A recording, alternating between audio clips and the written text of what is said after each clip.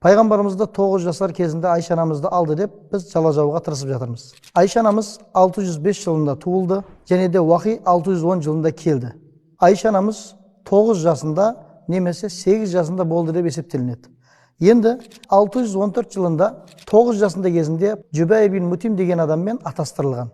Сонда Абу Бәкір және отбасының мұсылман болғанын естіген Жүбәйірдің анасы атастырылғаныңды жоққа шығар. Олар сені бұзады, сені де мұсылман қылады деп атастырылғанды бірденне жоққа шығарады. Және де осы оқиғадан кейін 614 жылында Қамар сүресінің 46 аят түседі. Қамар сүресінің 46 аят түскенде мен ойнап жүрген қыз едім дейді. Бұл да бізге Айша анамыздың 8 жасар кезі, яғни балиғатқа толмаған қыз баласы екенін көрсетеді. Осы оқиғадан кейін 622 жылында Айша анамыз өзінің отбасымен бірге хижрет қылады. Әпкесі Асма хижрет қылған уақытында 27 жасында болады. Өзінің әпкесі Айша анамыздан 10 жас үлкен болғанына байланысты 17 жас екенін көрсетеді. Пайғамбарымызбен Айша анамыз 624 жыл үйленеді.